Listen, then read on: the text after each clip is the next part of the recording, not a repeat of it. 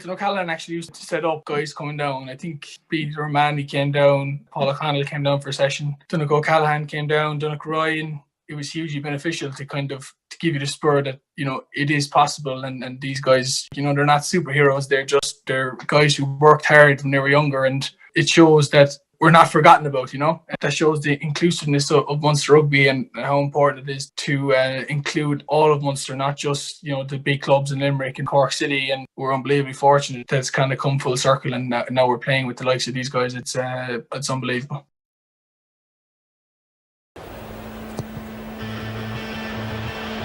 And Munster taking their points when they're on offer. O'Byrne picks out Omani. It's with Stander. Smuggles it back to O'Byrne.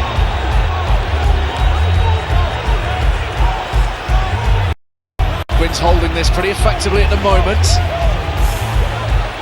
A little bit of a nudge on now from Munster of being very patient. Tumbling forwards. Whole pile of bodies.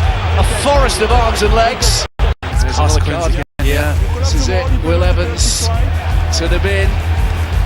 Just when they'd had James Chisholm back, and it's a penalty try as well. Giving away so many penalties must be so frustrating. This looks like there might be trouble though. Marshall has it for Munster. They're sizing up their options. In comes Dialende to assist. Casey feeds it onwards for Coombs. Wriggling forwards, he's got there. Fantastic work from the Munster pack, particularly from Gavin Coombs on his European debut. He's had a stellar start to this season, and he's nailed a try in a Champions Cup match now. Matthew Carley will blow his whistle. Time on. And Clermont in the blue, and Camille has this mouth-watering contest underway. Now Marshall ripping back round Dialende, engaging Coombs. First time in a while, Munster just beginning to play a few notes of their own, and now Haley scores! Oh, that was much better. That's a brilliant try for Munster. They'll be absolutely chuffed with that. But it's Marshall and then O'Byrne later as Dialende finds some space and does really well and pops it up beautifully. Goodness me, what a pass that was from Dialende. And then the kick forward comes off the posts. Been for a while. All eyes on JJ Hanrahan. Alright, so continuing to be a productive period for Munster. 28-9 at one stage is now 28-19 at the start of this second half. But all the pressure now is being delivered by Munster. And an attacking line out for Reece Marshall.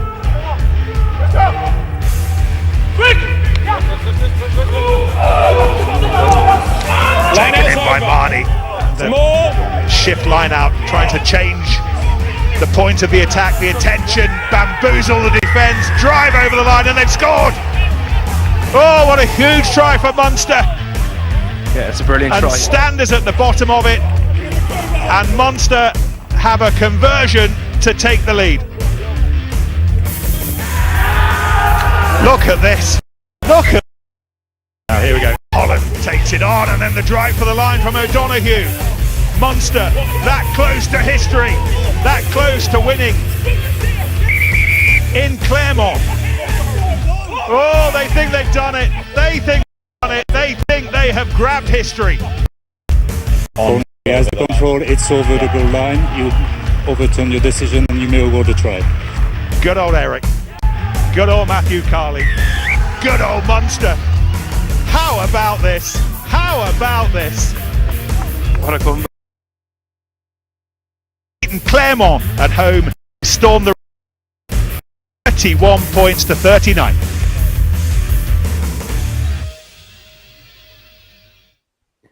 Hi, it's Katrina Tierney here with you with Munster Rugby at Home, brought to you by Bank of Ireland, #Never Stop Competing. So, European Knockout Rugby returns to Thomond Park today. And in just a moment, I'll be talking with former players Duncan Casey and Jonny Holland all about the game. You can catch it live then, of course, on BT Sport. But don't forget to come back at halftime and full-time for more analysis. You can also download the digital match programme on the link on this description. And don't forget to make your voice heard throughout the game with the hashtag #NeverStopCompeting. I'll be asking the boys later for their standout moments from the game.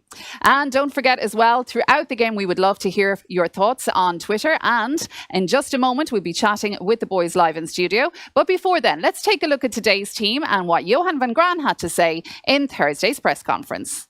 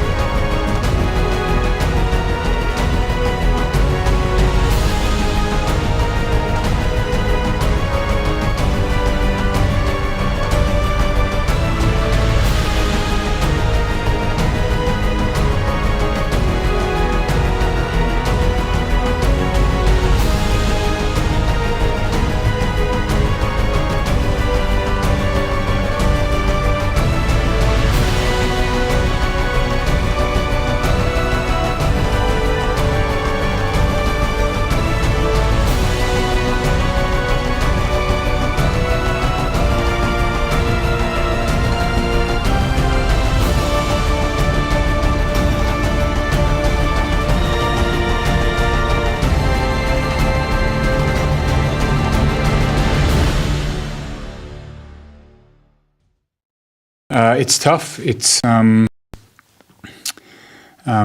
final that you lose or game that you lose at the end of the season is tough. I guess the beauty of the current situation that we're in is that we've got a massive game this weekend. It's another final this weekend. Effectively, we have to win this to keep going in Europe. So we were aware of this. We put full focus into the game last week, and it was very tough to take from a start point of view and from a player's point of view. And we've given them a couple of days off. We've come back in for the first day this week today, and we're moving. And I think that's the beauty of where we're at right now, is that we've got something to focus on. If we didn't have that, it would be hurting for a lot longer. Yeah, you've got to be careful with emotion. It was a big game last week, and we built ourselves up through the week. And I really did feel that we peaked energy-wise during the game, and it's tough to come back from that. You put a lot of energy into that, and like I said, we gave the guys a couple of days off to try and reinvigorate them. This morning's been a slow start. We've been cruising through the stuff that we want to implement this week. This afternoon will be a good session, and we'll get a really good feel for where the team's at. Want to peak, obviously, for us, but we don't want to peak too early, and we certainly want to build, and we want to be mentally and physically refreshed come Saturday, as opposed to right now. Not out the back of that game. We're not trying to prove anything to anyone outside of ourselves. We certainly haven't got a grudge against Toulouse or anything like that. We want to play the game that we want to play, and there were facets of that game that came out well on the weekend, but it wasn't a complete performance, and we've looked at our fundamentals. We focused on those in the meetings this morning. We want to make sure that we're back to those this weekend. Well, first and foremost, experience. Springbok A's experience in Japan, albeit a different competition. Playing for the Bulls in South Africa. He's a South African forward. He knows the tough stuff. He gives us coverage in all positions in the back five. I'm not going to put him in the front row, but he can certainly play every position in the back five. And I think he's going to bring experience to all of those players, whether they're young or older in the team. He's going to give us good experience there. I was just saying about the belief element. Look, it's a fair question, but we've experienced enough players. We can't let it damage our belief. We have a huge game again this week, and we're confident with what we've done in Europe thus far, and we obviously have a huge challenge again. So as one of the more experienced players, I certainly won't be. I think we're going in the right direction, and we're confident in what we're doing. So we'll keep building. And look, obviously everyone deals with these things differently. So, if I kind of did notice throughout the week that a couple of the younger lads or whatever were maybe, dwelling on it a bit or whatever, then you just got to use your experience there and try and grab them and bring them along with you. Because obviously we have a huge challenge coming up, so that we're definitely not shying away from that. No, I don't think we have a psychological hang-up. Like, we totally believed we were going to win the game, and to be honest, I thought at half-time, they'd given us some really good attack in the first half, especially in our 22, and we held them out, and, I kind of felt at half-time that, they'd thrown a lot at us and we handled it and we were ready to kick on, and look, it just didn't happen. I don't think it's psychological, but we have to give Leinster credit. They're a really, really good team, there's no point in denying that. So I think, it would be wrong to say that we have a psychological hang-up, but at the same time, they're hard to beat, and, that's obviously evidenced in the last few times we've gone out against them. Yeah, well, last week, like I said, we had huge belief that we were going to win, and, you let yourself drift in certain parts of the week where you're thinking about that feeling, because it has been a long wait, and particularly myself and some lads have been through more, there's been a lot of semi-finals, the final against Scarlets. So there's that huge belief, and you just only believe it's going to happen, and then it doesn't. And, obviously that is, quite draining, and I think it was probably a good decision not coming in yesterday, and that kind of gives you a chance to, get away from rugby a bit, get your head right. And, today, like, we've done an incredibly physical session already with the forwards, and, I think that just kind of knocks the cobwebs out and, physically allows you, kind of get over the mental element of it, and you kind of feel now at this point that we're kind of back into it and we're building for next week. So, I think it's more when you have the week off maybe at the end of it, or, that you kind of go, wow, that was tough, but when I kind of feel we're in the middle of it now and you just got to keep going, like that's the gig. Unfortunately, at times there's big blocks like this where there's a lot of mentally tough and physically tough games in a row, and that's what you prepare all year for. So now, we got to start, putting that to use, and Toulouse won't care that we lost last week against Leinster. So, that's the reality of it. They're going to come to Thomond Park, for blood, and we got to be ready to match that physically. So you got to kind of maybe move on from the mental a small bit. But you're right, they are hard. I'm not saying they're not, but it's kind of one of those things that can't really be a crutch or an excuse. You just got to knock those cobwebs off early in the week, which I think we've done this morning, and kind of get back on the horse, as they say. I think I said it to you before when I was out injured, that it's those nights you really miss when you're injured. It's when you're sitting up in the box with the fans and you're kind of going, oh, I give anything to be down there. So no, not for me anyway. I definitely love those nights, those big European nights in Thomond Park. And I think one thing that really hit home at the weekend was just some of the messages I got before and after the game. At this point of COVID, it's been so long since we've had fans, you can kind of forget about it, but there's just so many people that genuinely want us to win and are just genuinely rooting for us all the time. And people that, it was emotionally draining for a lot of the fans as well the last day, and you can tell that when they're texting you and stuff afterwards. So I just think it would be huge for us if we can just give them something now, because we've brought them to the peak emotionally, we'll say, against Leinster last week, and we didn't get over the line. So I think this week will be huge, for us and them, and I think it's like any other European week, it's going to be huge. And look, Toulouse are obviously the exact same. They're a huge European team, and they'll be coming all guns blazing. So got to get ready for that, and hopefully we can give the fans something to share about.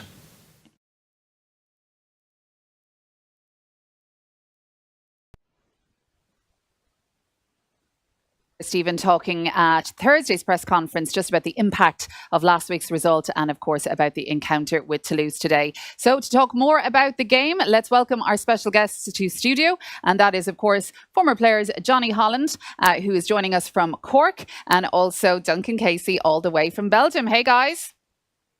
Anyway, good to see you. You saw, of course, there the conference on Thursday, and the boys just talking about the impact of everything and the result last week. So Duncan, all the way from Belgium today, welcome to Munster Rugby at Home. Great to have you. Appreciate you making the time today. Thanks very much, Katrina, and nice to be here.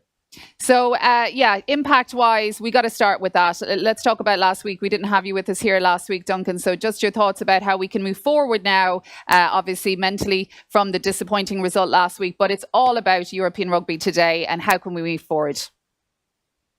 Yeah, well, I wasn't aware, and I'm delighted to hear that the lads got an extra day off at the start of the week. I think that probably was a very good thing to do, just to give a little bit of time for the dust to settle. I think whatever about the result, I think it was just the fact that Munster didn't get going at all last week that would have been the big frustration for all the players that were involved. And it can be very difficult to turn things around very quickly and face into another must-win game, obviously. So I'm glad that they had that little bit of time to just get the dwelling on it out of the way and come back in and hit the ground running with a short but intense week ahead of the game today. So I don't think anyone ever needs extra motivation to get up for a European knockout game, albeit the first time in my memory anyway that there's been a last 16 game for Munster to play. So I don't think anyone's going to have suffered from a lack of motivation during this week, but invariably it can be a tendency to dwell on games like that afterwards. So that they've got the bit of time at the start of the week to get it out of their system, I think will stand to them going into today. Yeah, speaking of dwelling on things, Johnny, welcome back. We were dwelling on that result last week, you and I. I left it, in the rain, and it was a hard one to take, and I can only imagine what it's like for the players. So what are your thoughts on today going forward now and concentrating at the game in hand? Yeah, it's funny, you can see both Niall and Stephen Larkham there, just speaking about the kind of mental side of the game. I don't know, are they trying to downplay that? But that's the biggest side of this, like Niall said there that, he loves being out there, and of course he does. You look at the stand, and from the stand you don't want to be one of those injured players, and of course you want to play in Europe, but trying to get up and down and back up again after those games is very, very difficult, and that's the part that people don't really see, and that's the side that's going to be very difficult for the players this week. Duncan said it there, geez, if you need motivation to go out and try to prove yourself, because there was a lot of belief in Munster, there was a lot of belief inside in the camp, and there was a lot of belief around supporters around the province and outside the province, to be fair. They were starting to turn heads, and everyone was just starting to think, is this the time Leinster start to get pegged back by Munster? And unfortunately that wasn't it, but if you need motivation to come out and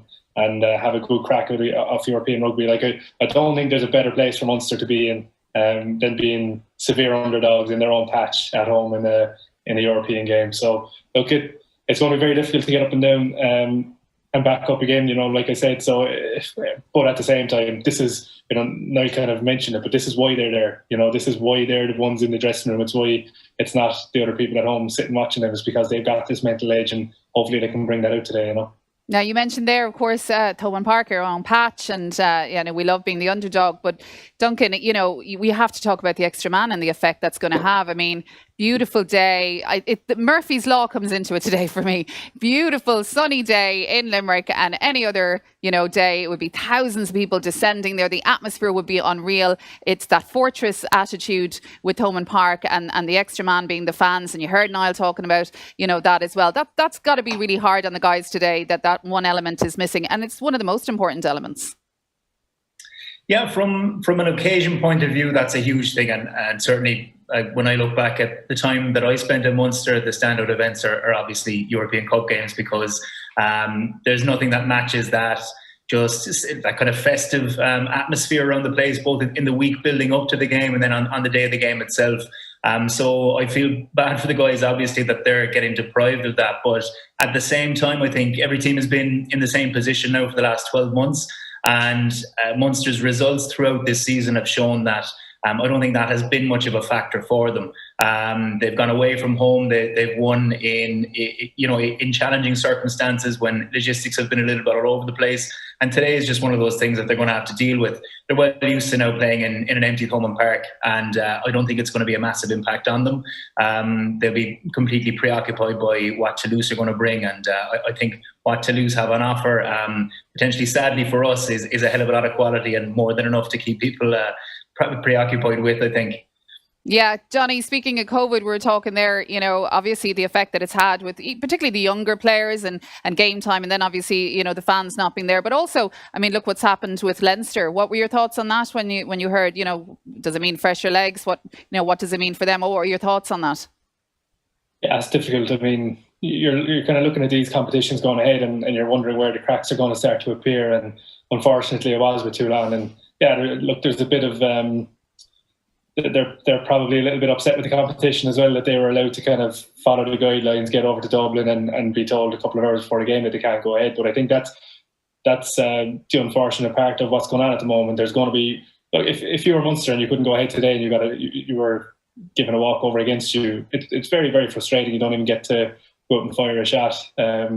So it is very frustrating, but that's the reality of things at the moment, I suppose. And I think with Leinster, you could say they've got fresher legs, but you can also look at the kind of narrative last year. They lost to Saracens and we're talking about not getting enough game time under their belt and not getting enough quality in the Pro 14. And, I probably echo that a small bit in terms of, I think the Irish teams are quite obviously quality. Like, he took the top 4 spots, but everything outside of that, I know the Welsh fans will be saying we're laughing with a championship under our belts and all the rest of it. But like, at club level, they're just not at it, and that's not good enough for the likes of Munster and Leinster going into the Pro 14. Obviously, we can't say a whole lot at the moment. Leinster kind of leading that out, but you need games in this competition, and you need games at a higher level.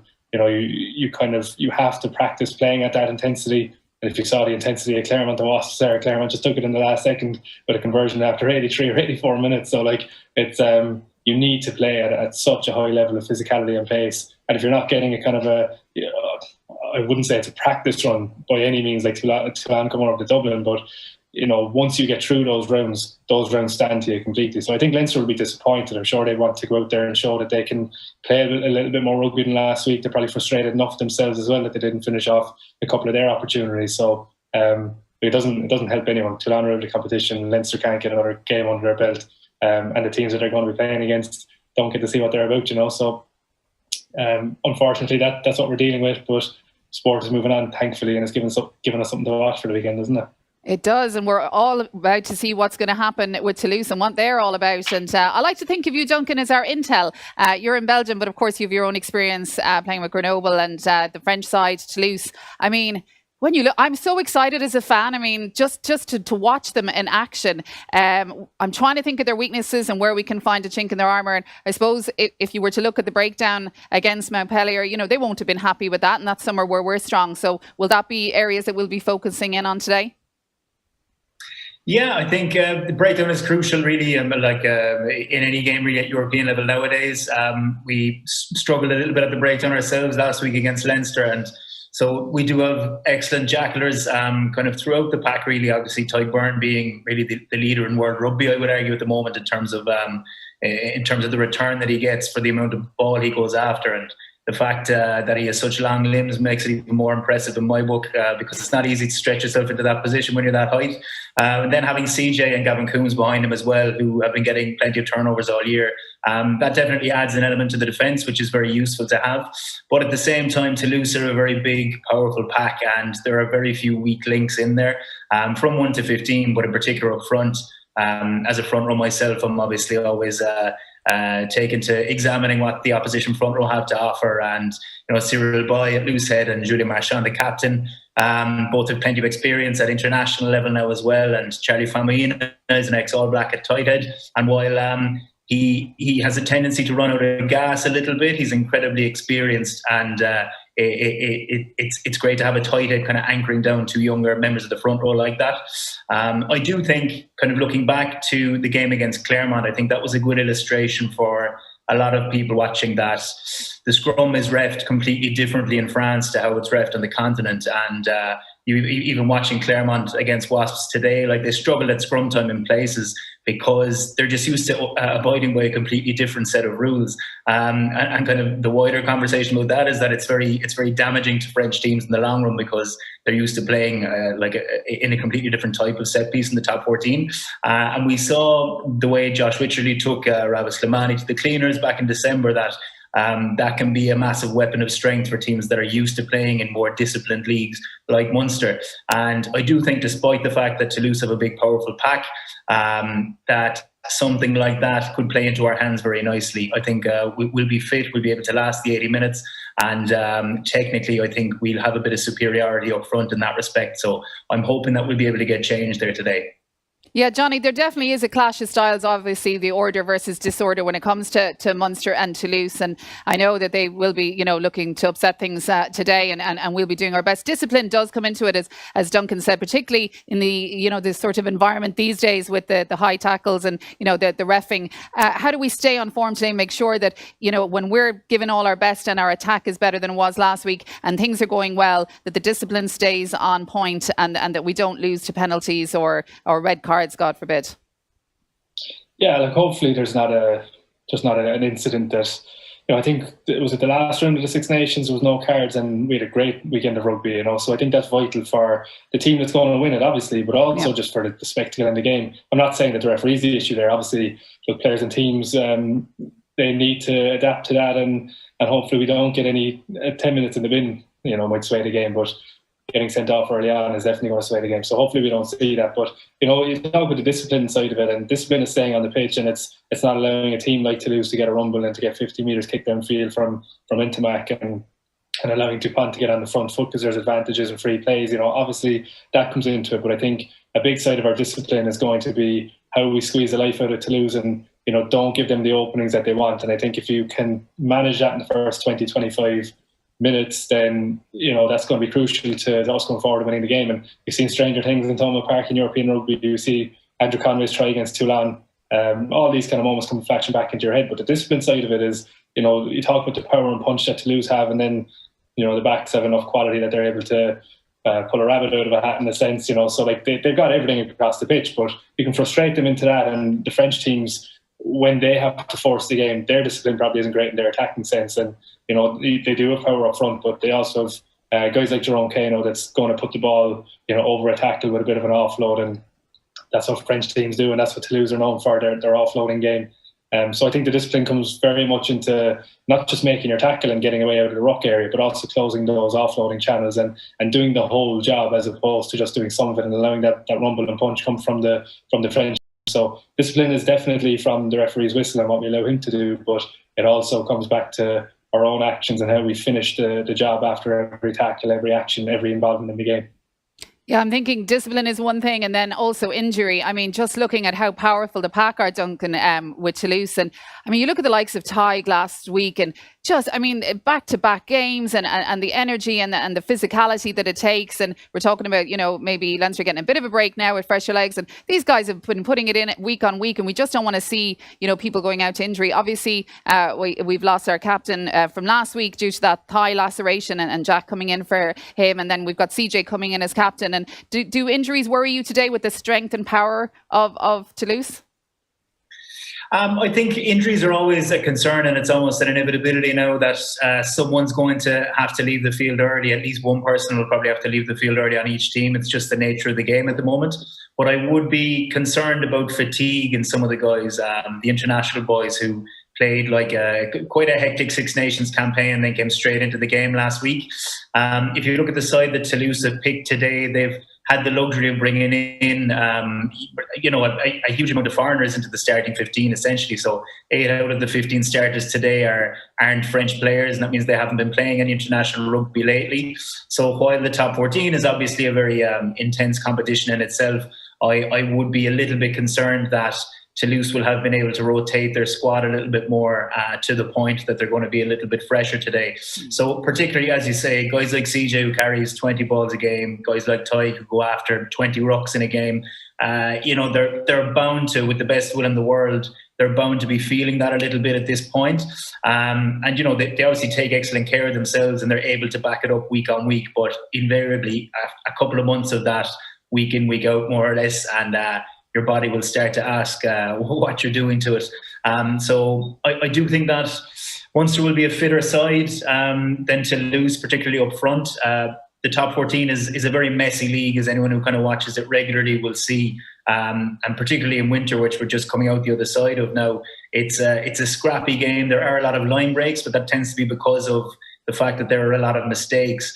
Guys tend to be bigger, they're heavier, they're more powerful, but they also tend to play the game at a slower pace. So I think that's something that Munster and other Irish sides have had an upper hand on French teams with regard to, pretty much consistently over the last number of years. Munster are an incredibly fit, well-drilled side, and they pride themselves on their work ethic, and that's not something that you really necessarily get in France, even teams at Toulouse's level.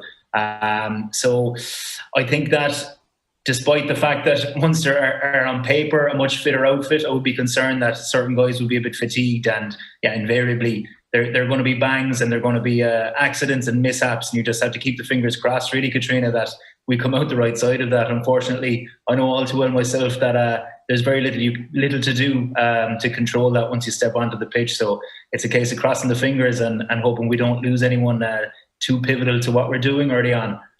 Absolutely. And speaking of players leaving the field, we have to mention, as a Munster fan, and I'm sure you guys are the same, hard to see JJ and Sweets go. What were your thoughts on that, Johnny?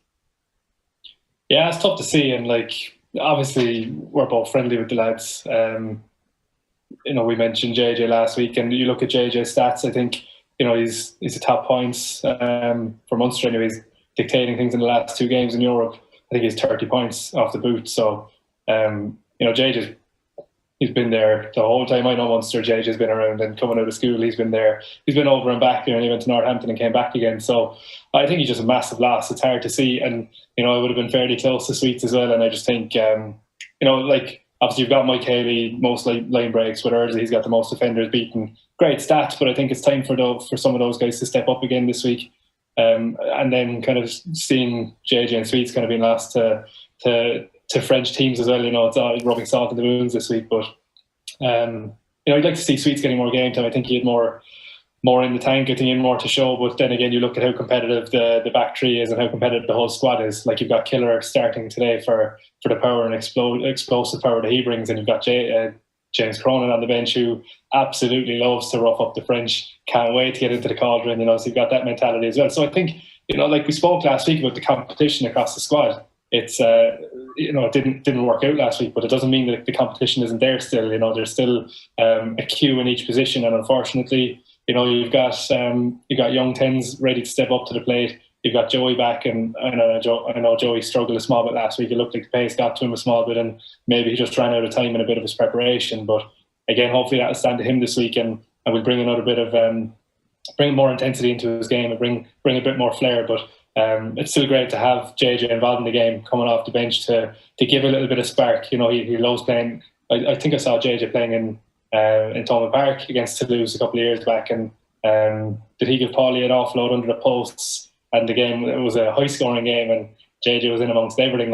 So he's going to be relishing the fact that he can come off the bench and increase the intensity against, like what Duncan said, a big, powerful but heavy pack that are going to be starting to drag their heels a small bit. So I was watching La Rochelle last night, and I was hoping to see Sweets' name on the bench there somewhere, but maybe he hasn't learned his French yet. He probably doesn't know the calls yet. So he wasn't being able to throw. They weren't able to throw him straight in. But yeah, look, it's disappointing to lose them, but we've got a lot of talent in there, and JJ's coming off the bench to do hopefully something special to get us through another round and prolong his Munster career as well.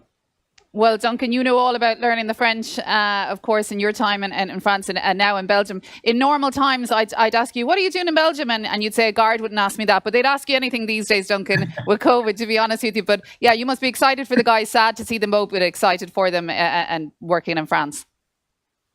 Yeah, like Johnny said there, it's always hard when you see guys that you would have been close to parting company with Munster, because invariably, at least I find anyway, that the more guys that I would have been close to that leave, the more distance the time, or the longer the time feels between the last time I was there and in the dressing room, and it kind of feels like I'm a bit more detached from it myself then, and that's sad to deal with as well at a personal level. But I mean, I'm delighted with both of the moves that they're after making. I think Sweets was actually cup tied, so he wasn't eligible for Challenge Cup. I saw on Roger's column yesterday in the Examiner. But by the sounds of it, at least, by the sounds of what Roger's saying yesterday, he might be figuring in the next week or two, which would be great. I was lucky enough to go on tour to La Rochelle in 2012 when I was still in the academy. We spent a week there when La Rochelle were still a second division side, and I mean, it was a pre-season friendly. It was a nothing game, and the stadium was sold out. There were I think 16,000 people at the game, and all the bells and whistles that you get with French rugby, the flags, the trumpets, everything, the berets in the stands. It's an atmosphere that's stuck with me since that time, and it's actually been terrific to watch them climb up the ranks of French rugby and now be in a position to really go and challenge for both domestic and European titles.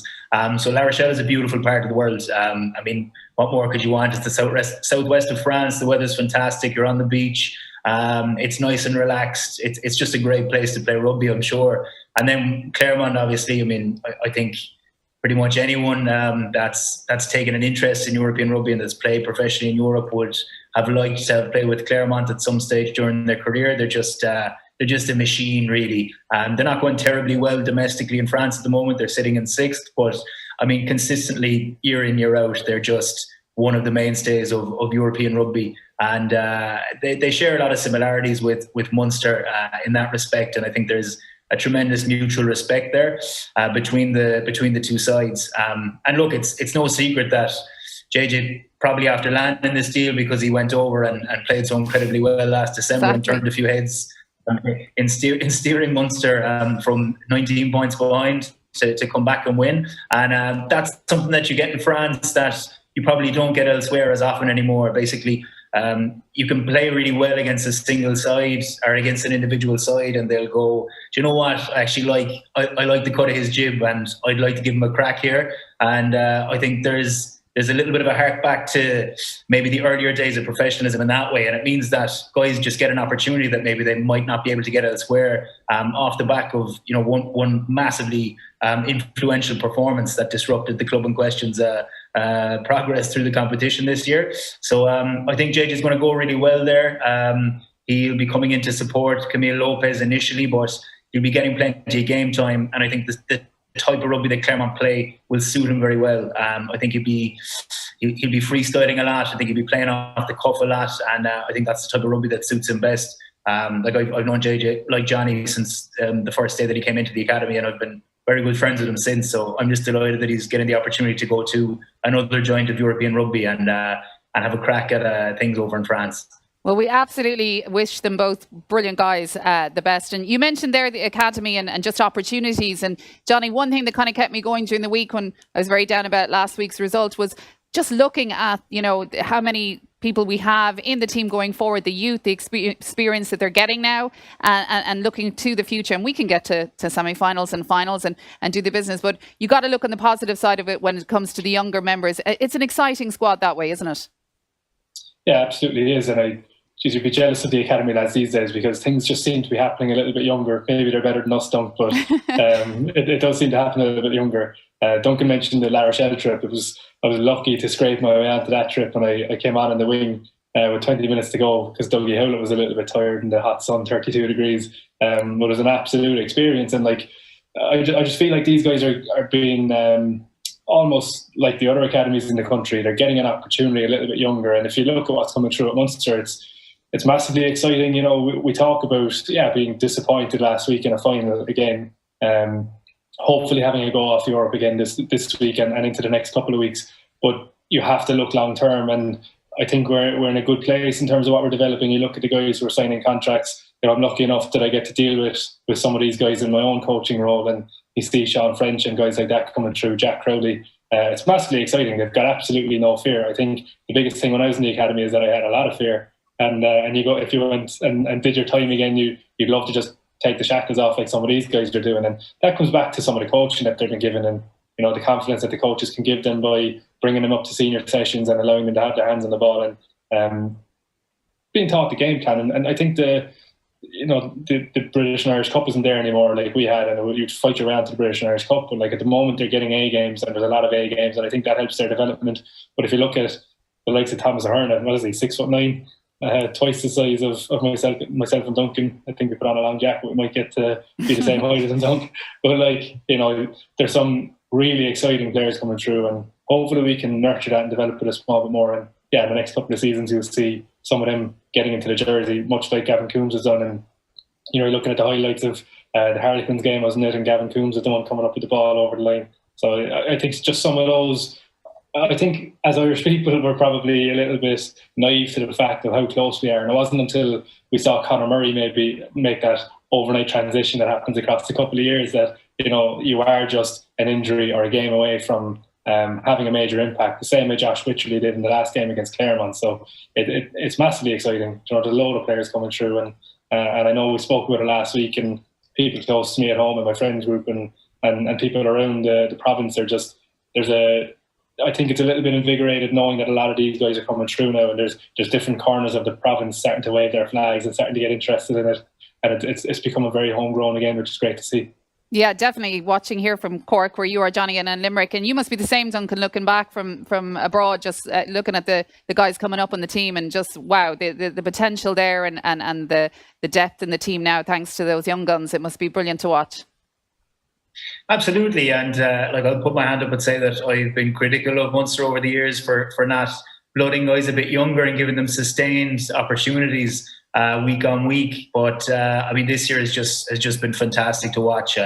Like as kind of a Munster fan that's living abroad as well, it's just terrific to see homegrown lads that are kind of still learning their trade, really, not just get the opportunity, but get the opportunity time and again, and to perform so well and so consistently well over the course of a full season. I think has turned a lot of heads this year.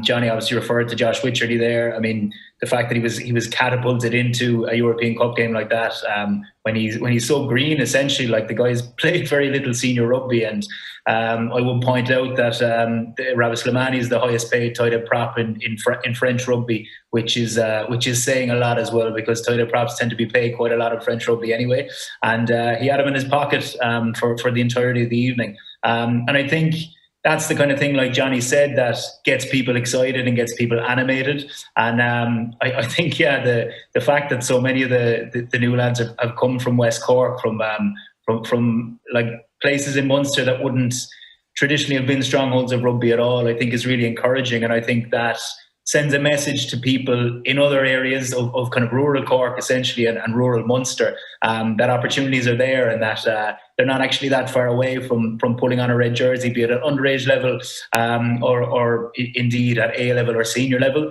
And that the more of those cases that we see where guys come through the system, come through the club system in particular, as opposed to the school system, and end up, performing well at a senior level for Munster, I think the more the game will grow. And I think that in terms of kind of the trajectory that Munster are on, look, it's no secret that Leinster are the dominant force in Irish rugby and have been for some time, and the population that they have is no small contributing factor to that.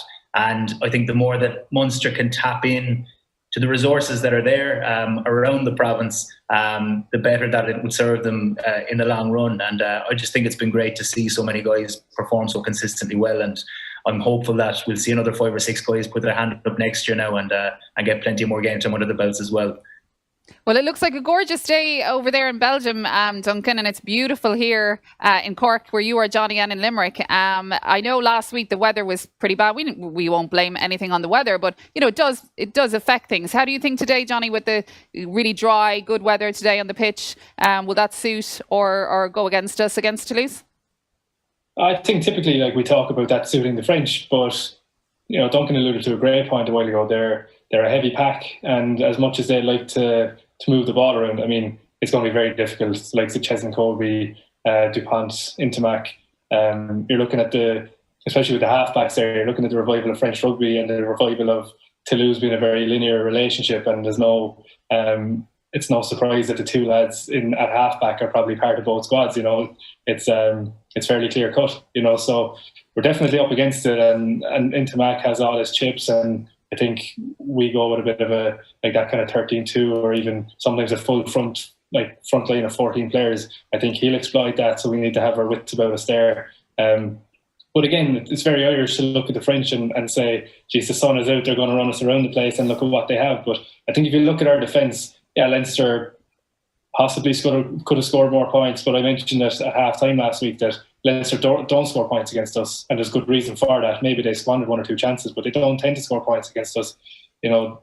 Big teams can have big scores across their campaign, and Munster can have a good defence to shut that out. So I'm hoping that's going to be the same case again today. And then on the positive side of it, you look at Mike Haley and what Ersey can do, and some of the Joey obviously as well, and you look at what we can do with ball in hand. It doesn't mean that the sun is out for the French to play. It means that we can move them around as well, and hopefully get their pack blowing, and we can start to find soft shoulders and holes and gaps and balls back inside. So hopefully that's going to stand to us a bit, but it is going to be a very difficult day. And if we allow them to get on the front foot, we could be having a very serious chat at half time too. So it's going to be hard to call. Like you're hoping for a little bit of a reaction from Munster. I say a little bit. I hope there's a big reaction from Munster, and that we can pull off one of these big European days. It doesn't feel like it with possibly the sun out. It doesn't give you the big European day. There's a couple spring to mind, but normally it's the colder days and the kind of messier days that we get those big European ones with the stands full. But I think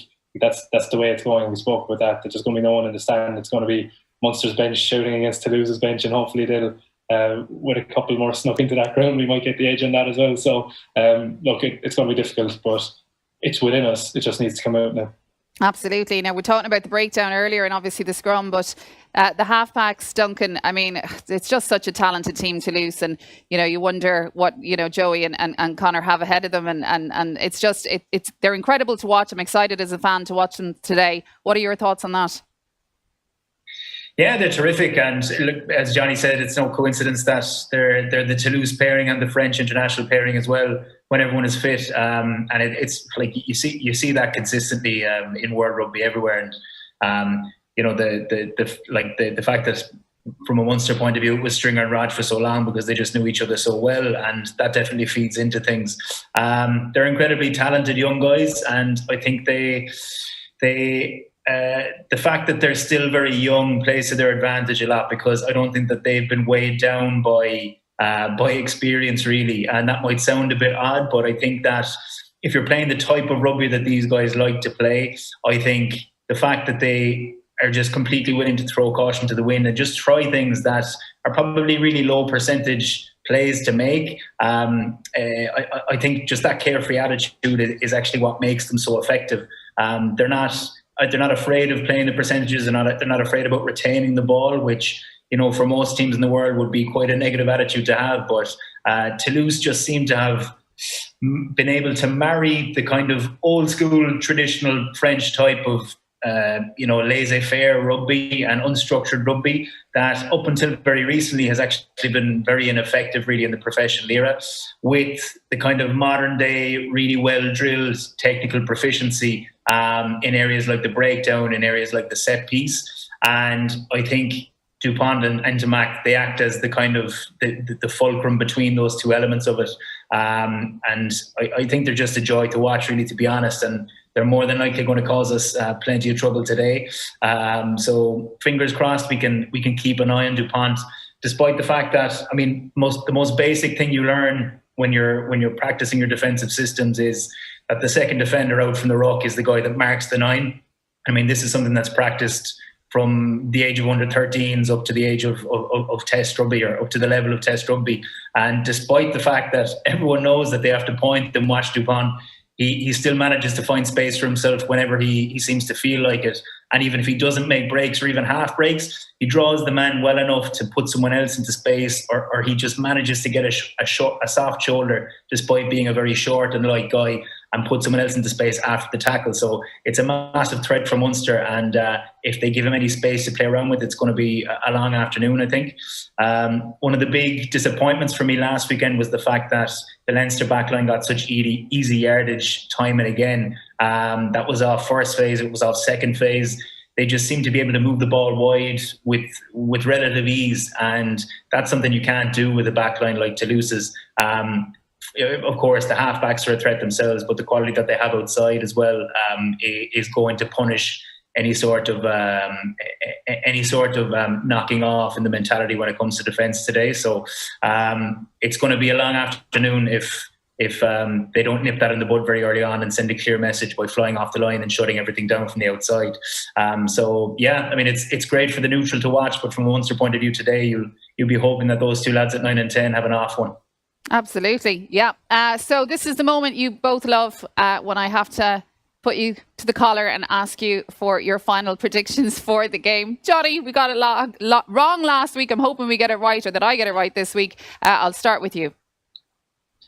I'm going to go the long way around. I think, history might not always be accurate, but, European rugby and Munster go hand in hand. Of course, it does as well with Toulouse, but head to head, I think Munster are 4-2, aren't they? So we might look into that a small bit. I think Munster probably have the upper hand in the centres. You look at Zach Holmes. I think he's a 10. He's been playing 10 with Toulouse for a while. no doubt they trust him out in that outside channel, and it can be a great distributor and allowed to open up their game a little bit. But he's looking at a World Cup winner and Chris Farrell outside him, so hopefully between Aki and Zach Holmes and De Allende and Chris Farrell, we might have a little bit of an upper hand there, and it might help to maybe stop some of that power that Toulouse are going to bring, and maybe disrupt the flow between their power on the inside and the finishers on the outside. So I'm hoping there's a little bit in that. I'd like to see Damien De Allende step up a small bit more, and maybe put a stop to that kind of attacking edge that Leinster got. Duncan, you mentioned it there, that we're probably a little bit narrow, allowed that distribution, but I think Robbie Henshaw was a massive part of that, and Toulouse don't have a Robbie Henshaw today, so I'm hoping that we probably have an easier time in midfield and springboard and use that to use it to our advantage and hopefully get a win. So look, I don't know, maybe my heart is the one doing a bit of the talking, but I'm hoping it's going to be a huge European day. We're going to come out now while everyone's expecting it to be a big day for Toulouse, and someone's going to pull something out of the bag, and Damien De Allende to step up a little bit more. So I'm going to a Munster win. Because I'm trying to wish it into existence more than anything, but that's the way I'm going. I'm going to stick to my guns. Good man, Johnny. All right, come on, Duncan. What's your play? Yeah, so it sounds like a complete cliche to say that Munster need to take the game to Toulouse today, because I'm rolling my eyes even saying it to myself. Munster need to go out and play to win the game, but to be honest, it's kind of as simple as that, really. I don't think anyone questioned how effectively Munster defended for essentially 80 minutes last week, with the exception of one or two very small moments that were costly. But you can't go out and defend for 80 minutes and expect to beat a team of quality like Leinster or like Toulouse today. It's incredibly draining, particularly for a pack of forwards, if you're just constantly trying to shut down brick walls that are running into you. And they need to get some change early on in the contact zone. So if they can do that, and if they can outwork the Toulouse pack, I think that they will be in a very strong position to win today. I think that at set piece, Toulouse's line-out and Marchand's throwing in particular has been quite inconsistent over the last couple of years, particularly in European Cup days, because again, they're just used to facing different types of defences in France, and French teams don't tend to transition into playing teams from Ireland and England that well in that respect.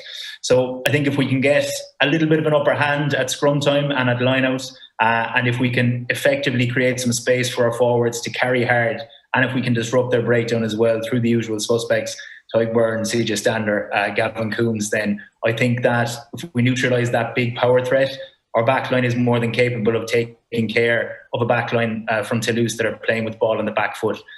So I'm optimistic, a little bit like Johnny. I'm going to try and wish it into existence a little bit with my heart, and I'm going to go with Munster by 3 today.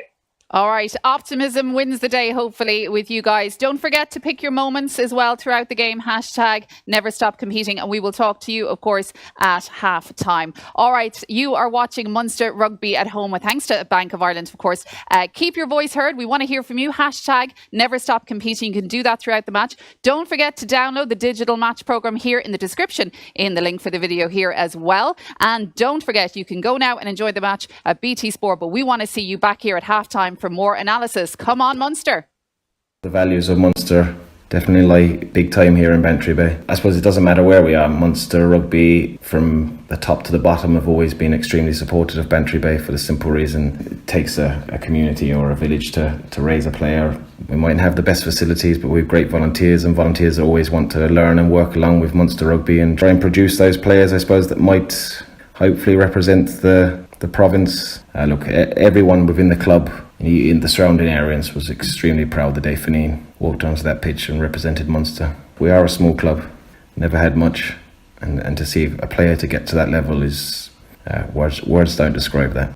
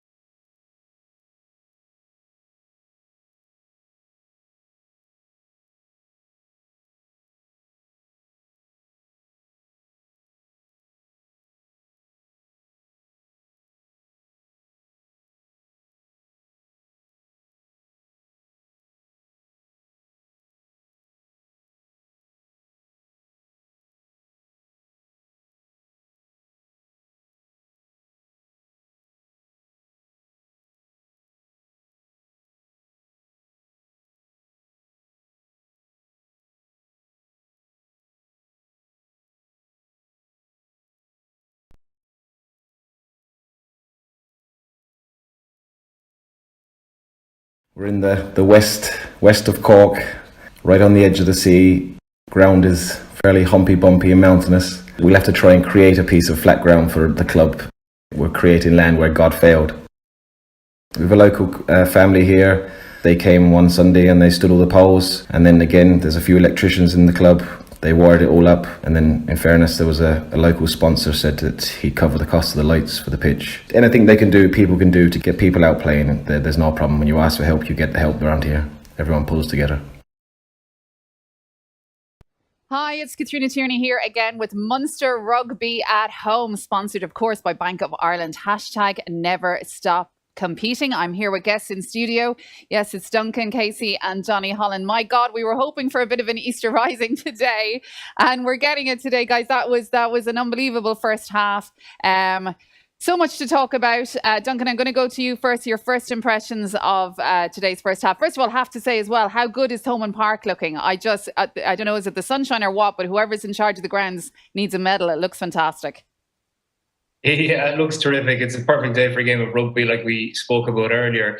Yeah, I mean, the start couldn't have gone much worse. I think we'll all agree. 3 penalties there, or 3 offences in quick succession, and a yellow card after 3 minutes. It looked a bit ominous at that point, but to be fair to the guys, to keep Toulouse scoreless for that duration of the 10 minutes was impressive in itself. And despite the fact that I think at 20 minutes there was 80% possession to Toulouse, I think was the statistic. So despite the fact that we were under pressure and soaking up a lot of attack, they just did fantastically well to work themselves back into a position whereby they're now, I think, very much in the ascendancy going into half time. And yeah, it's looking pretty promising for the second half. Yeah, I have to say, Jonny, I was the same, just watching, the first few minutes, and it was just like hoping that we could keep it at the 3 points, which we did, with, of course, a member being sent off. But then I have to say, in my head, I was thinking, possession, when we have it, looks good. We just need more of it. And obviously that came about to play. So what did you think, Jonny? I think we're very lucky in one sense that Conor Murray wasn't the second man sent to the bin, but from there, Toulouse have had their opportunities, but I think it's just I'm too much invested that I'm just nervous for the whole half, thinking that Toulouse are going to pull a rabbit out of a hat here, but that's just not the case. They've 9 points, and I think there was a big turning point in that half that Munster weren't exiting very well. They were keeping the ball on the pitch. I think some of the issues came from there. Obviously, Joey got caught under one small bit, a little bit poorly, and Murray's kick had gone in field. And Intimek had that break up field, which was class from him, to be fair. However, Murray got away with that. Wayne Barnes must have owed him one. But from there, I think there was a massive turning point in the fact that Murray dummied one of the next box kicks, threw it out to the other side, and all of a sudden Munster started attacking. And now you're looking at a team that know how to attack. All of a sudden, I think it took them a couple of months to dummy one of those box kicks, and all of a sudden Damien Dialande is playing out of his skin. And I was probably a little bit not harsh on him. I think he didn't have his greatest game last week, but all of a sudden he's opening things up and linking with Earlsey. Chris Farrell obviously had a 10-minute rest that he didn't want, but they're working unbelievably well in midfield, and there's a lot of really good handling going on there. Like even there was one on the left-hand touchline between Murray, Earlsey little dummy, and that's what we expect out of a guy of his quality in Europe. But I think the big turning point there was something as simple as just dummying that box kick, catching Toulouse on the hop, earning 30-40 metres on the left-hand touchline, and Damien Dialande and Carberry doing their thing up the middle as well. So really good to see. It's so exciting. 16-9 at half time, isn't it? But so many notes to go through. There's a load happening in that half, but it's obviously nice to be in the ascendancy and looking like there's a lot of momentum on our side as well. Yeah, and a good decision, would you think, Duncan, at the end there? Obviously, going for staying with the points and not much time left in it, and we just got to go with that, right? Massively so, yeah. I'm a big opponent of going to the corner for the sake of going to the corner. I've thrown lineouts that haven't led to tries too often in that position to know that the actual success rate of going to the corner in those situations is a lot lower than I think people like to believe. Yeah. So if a penalty is kickable, I'm always in favour of taking the points, particularly in knockout rugby like this, against a good side. I think to go to the corner at that point would have been to show a little bit of panic, and I think Munster are showing a lot of composure at the moment. The execution of the 2 tries was just a joy to watch, really. Just really cool, calm, collected patience really with the ball in hand. And I think, as Jonny said, it took them a while to get into the game from an attack point of view. But what was really impressive about that first try in particular was Tealande and Farrell running down that 13 and 14 channel. Holmes and Kobe are very small lads.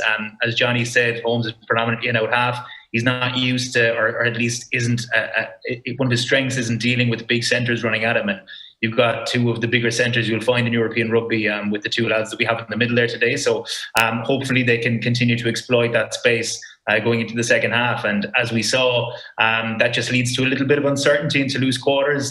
They're being forced into making decisions that they would rather not have to make, and that's what has created the space for us a number of times down the short side. So I think if we can continue to capitalise on that, we'll be looking very good if we start the second half well in that regard. Yeah, calm heads all round as well when it came to Connor. Of course, in that moment, my heart was in my mouth, and it just shows the experience. And the same with Killer. I mean, you can just rely on him time after time. It was fantastic to see him in action there, wasn't it, Jonny? Yeah, it's great. I mean, there's you can see Killer leading the line speed like he does. It's disappointing to see Ty Byrne go off, because he's one of the ones that just gets into that ruck after the likes of Killer have led the line speed. But you saw Murray leading the line speed there as well at one stage. Like there's a couple of loose passes. I think Jack O'Donoghue, who's been really good, really on the offensive and in defence. I mean, he's really turning our defence into an attacking weapon. So to see guys coming off the line like that is really pleasing. But it's 16-9. It's half time. There's 40 minutes of rugby left, and this is Toulouse. So I think there's a lot of rugby to play, and we have to play a lot of rugby and continue to play that as well. Duncan is talking about his own shortcomings and throwing into the line out. I'd much prefer to kick to the corner instead of kicking at the post. But I think the line out is becoming a little bit of a lottery. You saw it on both sides there, and you see one of those short line that's been thrown to the front. It's a bugbear of mine. I just don't, like Duncan says, kicking to the corner doesn't work out as often as what people think. That throw to the front just doesn't either, unless you turn it swivel into a maul fairly early. I think throwing it back to the hooker from there, inevitably he gets put into touch, and it's nothing to do with OB. He's facing a guy coming in to cream him, and he needs to step off the line, obviously, but I just don't like those plays. But you can see that the line-out is becoming very competitive. Jacko has got a turnover. They've got a couple of turnovers. It's going to be a massive point in the second half, whoever can control that set piece. Luckily, there haven't been too many scrums. Don't keep talking about that, but it's set piece based, and I think that whoever kind of takes control over the set piece in the first 10-15 minutes of this half is going to have a big upper hand in deciding the fixture. Yeah, Duncan, we were talking about the possibility of injuries beforehand and the inevitability, of course, of it. And poor Tig, hopefully he'll be okay. It did look like a bit of a rib injury maybe there. But it just shows the physicality. I mean, when you watch Toulouse and when you see them and the strength that they have, they are at a danger at all times. And seeing, on the break demand and, just how quick they can be. So, as excited as, we're getting towards into the next half, it's all to play for, isn't it? Where do you think we can win or lose this game now, Duncan? I think that we need to handle the offloading threat a lot better than we are currently. Everyone in Toulouse from 1 to 15 are just succeeding at getting their levers free, even if they're not winning the collisions with ball in hand initially. And that's because they're just coached to play that way and it comes naturally to them. But that's something that's going to cost us very dearly, I think, as guys get a bit more tired.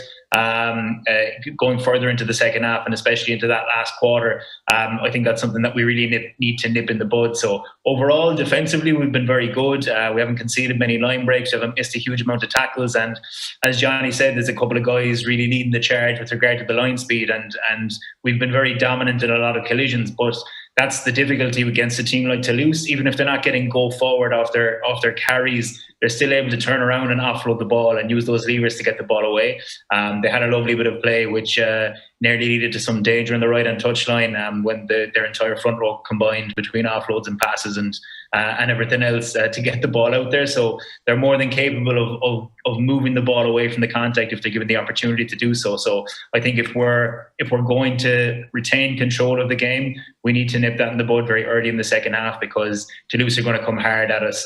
They have buckets of talent, they have buckets of threats, and it's not going to be plain sailing by any means. So I think that potentially for me is going to be the winning and losing of this game, is eliminating that offload threat because it's so dangerous. Absolutely. Well, we are going to go back to Thomond Park and we'll be talking to you guys At full time, I'll be looking for your hashtag never stop competing moment. It won't be hard to find, that's for sure. We'll talk to you guys soon. Don't forget, you can go back now to BT Sport to watch the game live, and we will be back with more post-match analysis after the game. Come on, Munster. The Munster way, it's making the best of any situation, and I think in Bantry for the majority of my teenage years we had no pitch. It was just always about the community, so like it's one thing I've learned over the years is that there is people in your community, I can promise you, that want to see you do well and they want to push you and they want to help you. So I was lucky that I had these people to lean on, and even though we didn't have the shower facilities and all that, we were lucky enough that there was a good group of young fellas and a great coach like Eugene to believe in us. Like, even though we didn't have a lot, you know, we tried to make the best of what we had, like, you know.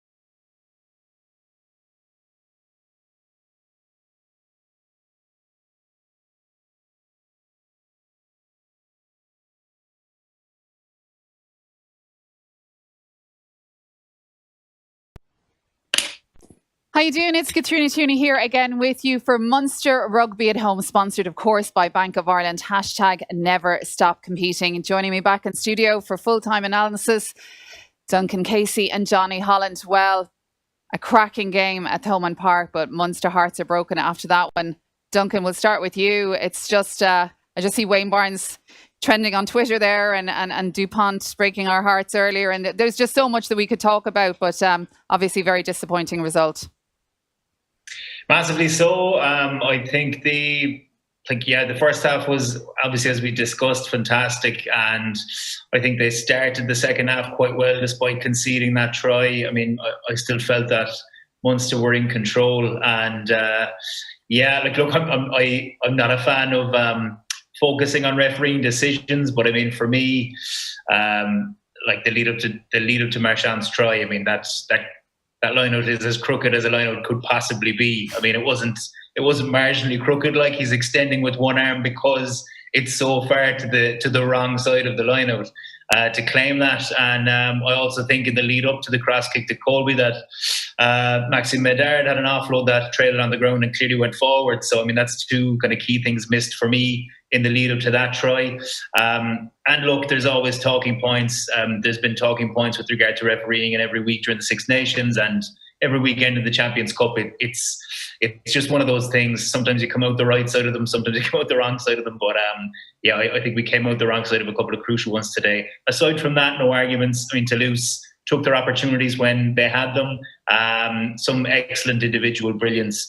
I mean, like you can't really argue with that, and certain things you just have to take your hat off to and admit that it's just brilliant rugby, and it's good to watch from a neutral point of view, not from our point of view, obviously.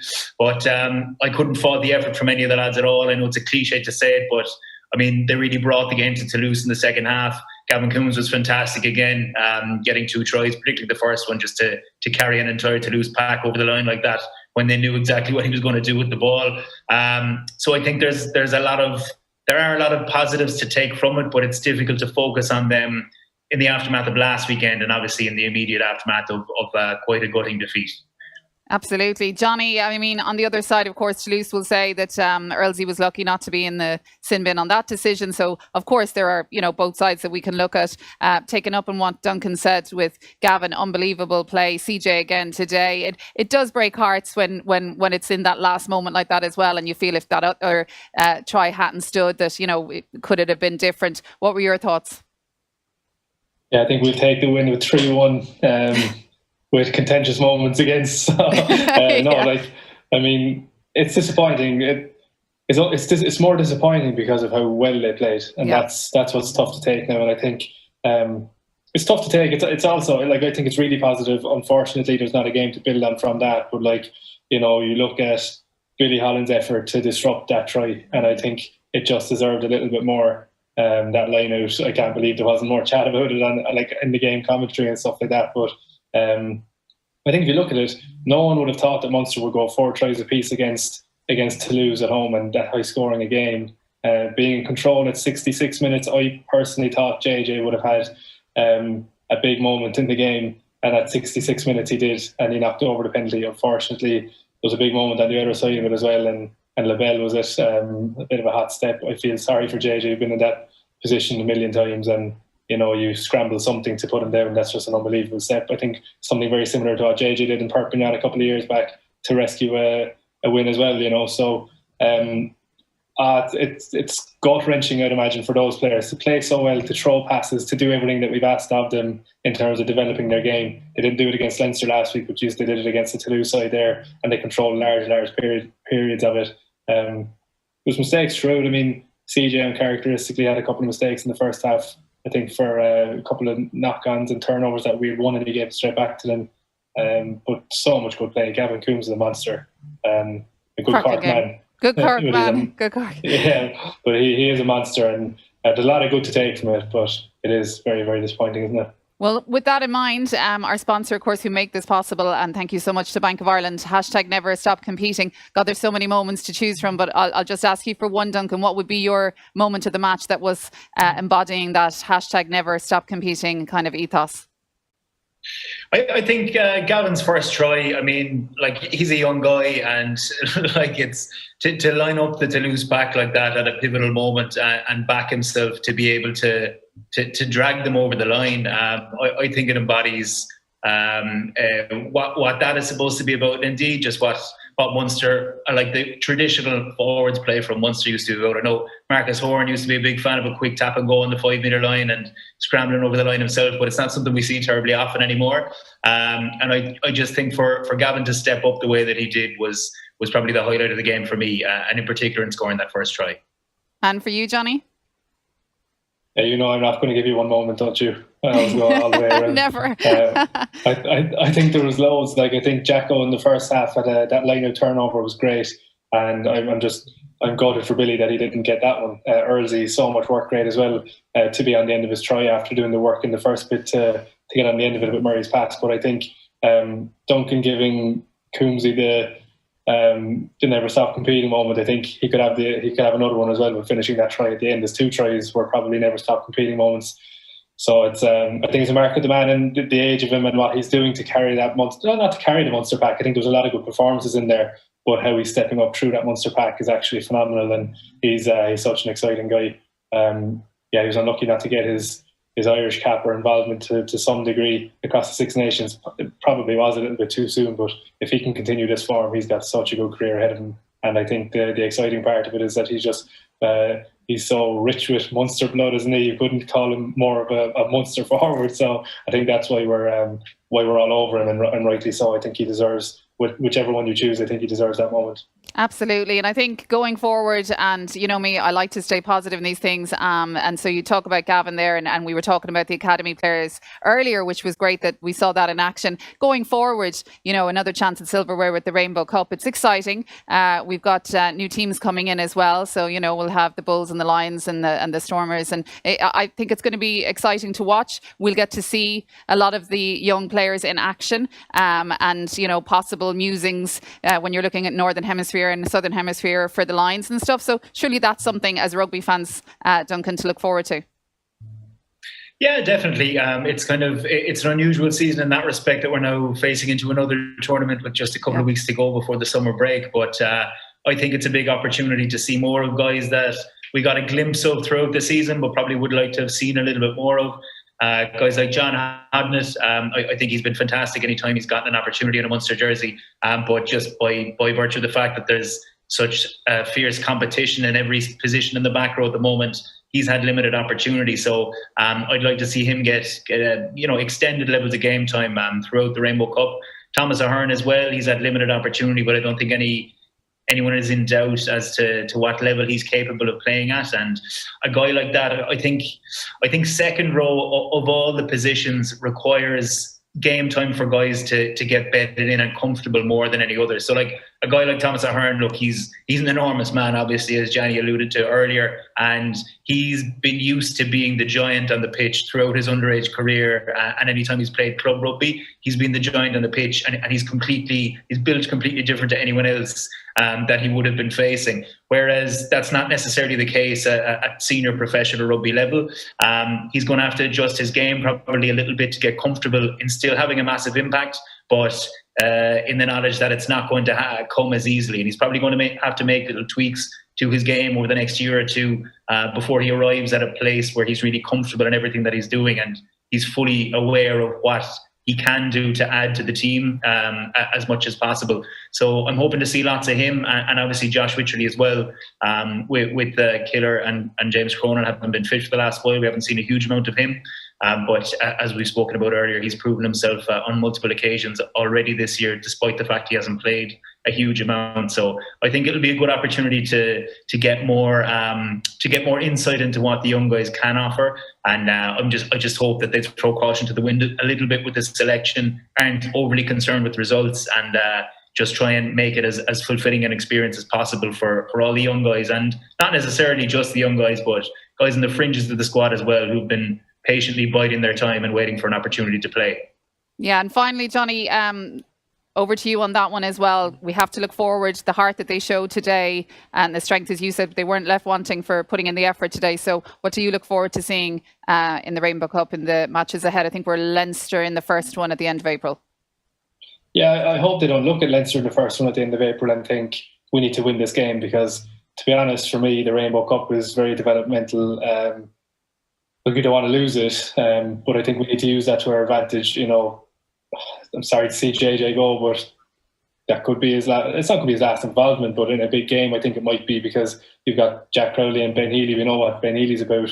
We need to see what Jack Crowley's about a little bit more and give him the game time, just to see who's going to be backing up Joey in the next season or so. So like Duncan said, I think we really need to develop our players. Thomas Ahern, he looks like he's going to be a freak. He played 13 or on the wing or something, didn't he, for a while? So I think he did anyway. So there's incredible talent coming through, and I think we need to play that in the Rainbow Cup. Like the Rainbow Cup has I think it's a final at the end of 7 or 8 rounds, isn't it? So you're not missing out on a massive amount of game time if you don't make it to the final. Obviously, I'd like Munster to make it to the final, but if we can have a good stab at it while developing some of these players, I think that's what we're looking to do. And I think the positive coming from this game is, I'm going to talk about it again, that moment where they chose not to box kick and turn it through the ball the other way. I think that kicked us on a level, and I think that should kick us on a level through the Rainbow Cup. And if you play some of those fearless youngsters, I think you might get a little bit more of that. It might get a little bit loose, but I think we need to be patient with that to develop the game to the next level, which it looks like we are doing, but you need to do it more and more early in the season, or it doesn't come out at the end. Luckily today it did, but there's a little bit to go, isn't there? So thankfully there's loads of games to play, and we'll take that, we'll watch them, and we'll enjoy them. So yeah, it's disappointing today, but there's loads to go, and I'm looking forward to seeing the development of the team. I think that sums it up, Johnny. Thanks a million to both you guys. You've been absolutely brilliant. I really appreciate you taking out the time today, and we will talk to you soon. For now, Jonny Holland and Duncan Casey. All right, guys, that is it for today. But don't forget, plenty more action onwards and upwards, as you heard Johnny say there, in the Rainbow Cup. Thank you so much to our sponsors today, Bank of Ireland. # never stop competing, for making today possible, and everyone at Munster. And have a great day.